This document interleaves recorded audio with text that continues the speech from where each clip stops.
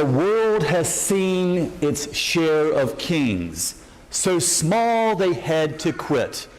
But one stands out among them all, so large he simply could not fit. What is a king? If I were to ask you, seriously, how would you define, right, I get it. What is a king? MJ wants to know, as I do, and I hope you do as well on Christ the King Sunday. What is a king? What are the visual things that you would think about? A crown, a throne, a fortress, an army, lots of servants, maybe things of that visual nature. What about the behavior of a king? Well, that can go either way, right? There's good kings and there's bad kings in our history. There are some that are just, and there are some that are corrupt. There are some that are kind. There's some that are very mean-spirited. There's some that are good, and there are some that are evil. Maybe you're drawing out of your own recollection of some of the historical kings of old. Maybe you're drawing from Shakespeare, and you're thinking of King Arthur. He was a good king, right? And then maybe you want to drive into the Bible and pull out King David. Both of those, by example, were just boys, and they grew up in strength to become kings. The opposite is true as well. Their counterparts, King John, if we're going to continue to use Shakespeare's example, or maybe the Bible's example, the one who preceded David, who was King Saul. So we get an idea that kings can be one or the other, but one thing is true, that even as large as they became, their lives were ended and they had to quit. They were too small, even through history, too small. What is a king is heard here today, right off the bat. So let's give a little context, shall we, before we drive the message home of Christ being the king. This is the last Sunday of the liturgical season. For Episcopalians, Christ the King Sunday marks the last Sunday of our calendar year. And next Sunday, we're going to begin a new calendar year, a new lectionary. We're going to go from St. Luke to St. Matthew, and we're going to start all over again, the 3-year cycle. And we're going to hear the messages that are resonating in a cyclic mode. Kingship and Christ being the king is one of those messages. And here today, we hear Pilate's voice preceding this message of Jesus being crucified with that question. And that question is, are you the king of the Jews? It's a fair question, seeing that he is defending his king, which is Caesar. There's got to be some personal, quiet, imaginative reflection we can take a little bit. Because what a sudden entry right into celebrating Christ the King. We've got the hymns that glorify the King of Kings. And yet, when we come into the gospel, there doesn't seem to be a glorification of our Savior. It goes right into the fact, it says, and he was crucified on a place called the Skull. I was not prepared for that. If I came into this church with this seasonal understanding of Christ the King, I would expect that during Lent, which of course we will hear again in Lent and Holy Week. But here at the last Sunday of our liturgical season, Christ is crowned king through his death. Gosh, that is so odd. I really feel we need to unpack that. We need to listen to it. What is that previous conversation between Pilate, who is there and he's just doing, I think, everything he can to understand this man before him, Jesus of Nazareth. You know, Jesus answering that question, saying, you know, Pilate, you speak of kings as if the crown is all about the gold, and that the kingdom is all about the property, and the force is all about the army. You can sense that Jesus is looking at the light coming through the room and touching a bit of a stone. And Pilate continues to struggle with this understanding because he can't get his mind around it. This isn't a king that he understands. He keeps wanting to know, And he wants him to say that he is the king, so that would make it a quick and easy thing to have him crucified. But he doesn't. Jesus is continuing to have this earnest conversation with someone who's really struggling and in doubt. And he's thinking, you speak also of kings as someone who people will bow down to. But the king to which I am representing is one who bows down to those in love so that they can know something greater. That's large. The struggle is real with Pilate. And I think that's a good thing for us to understand, because today a lot of people are still struggling with this whole understanding of Jesus being king. A king is supposed to protect me. Well, bad things go in my court sometimes, and all of a sudden I might question, well, if Jesus is to protect me as a king, why wasn't I protected in this instance? Why did my health fail? Why did my relationships break apart? Why is the world going the way it is? If he's the king, he should solve this problem. That's what we think about with kings. They're in a place of power where they can actually make change, unlike us. That's why we serve a king, so that they can handle these difficult problems. We rely on them. Are you the king of the Jews? Jesus, what does he say? He says, you say that I am. In his mind, I'm wrestling with this myself. He's saying to Pilate, I'm not the king that you have patterned me to be. I'm too large. And you're trying to put me in a very small, tiny world.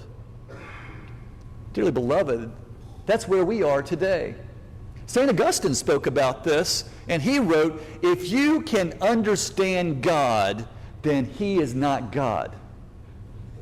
Furthermore, in his Confessions, he said, I was assured that God was infinite, though he is diffused in finite spaces.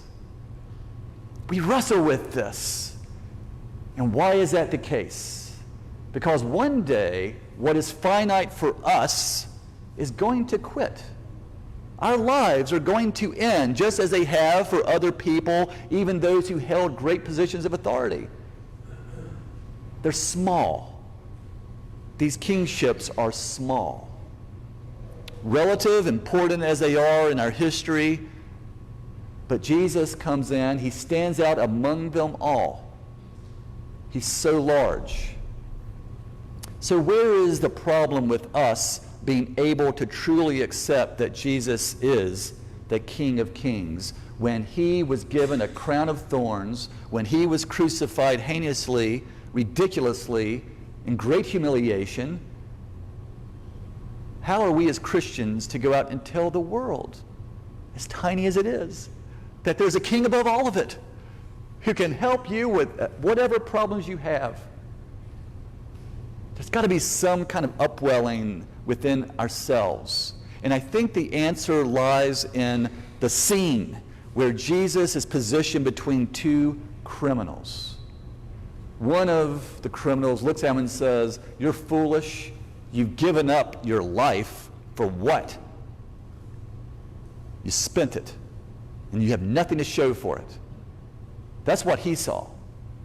And then the other one saw something different. And all he said was, will you remember me when you come into your kingdom? And assurances and promises were given to that man through someone that was too large to be understood, who didn't fit into the example of a king for the world. Where are we? What is our human capacity to understand God?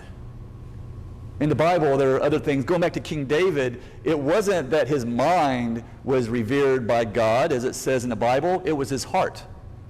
He had the heart of God. He had passion. He relied on things that the mind just can't really tighten up. And therefore, what we have is a wrestling match between our minds and our hearts and even our spirit. At the very end, the world's going to get really small and things are just going to quit. But Jesus doesn't say it ends there. As I am the King of all, I am bringing you into this place that is so much larger than your lives right now. It is a place to where no empire can contain it and no army can defend it. It is that big. So when he came into the world, it was God's earnest attempt. It was his mission, so that it would open up something that was supremely bigger than ourselves, bigger than our minds. The mind is a complicated place. Scientists still have not been able to fully grapple and understand with the firing of neurons and how synapses take place. And although we might know of neurochemistry and all that good stuff, we still see the mind as a great mystery. And we've met people, we've encountered them over time to where all of a sudden memories may be a difficult thing to grasp. The world might be a very difficult place to navigate.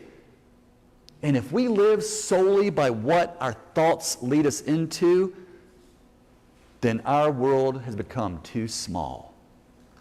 Jesus came into the world to save sinners, not because he thought it was a good idea, but because he loves us.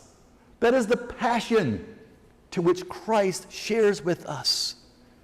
It is that passion that opens all things. The mind in its finite ability must submit to the heart, and the heart eventually must submit to the Spirit, because that's what leaves this earth. That Spirit, with its experience of thought and its experience of its heart, is invited to join the King of Kings into a place that we can hardly imagine. We must have faith on that. Jesus has told us time and time again, if you just have such little faith like a mustard seed, have faith like that criminal before he gave his last breath, and he simply said, will you remember me when you come into your kingdom? Jesus is saying the same thing to us.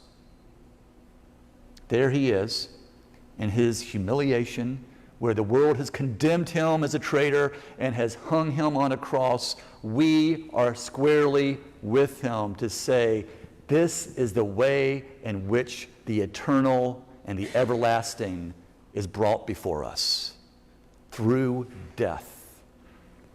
Finally, I always remember the words of my father. When I was faced with a difficult problem, he would always tell me the same thing.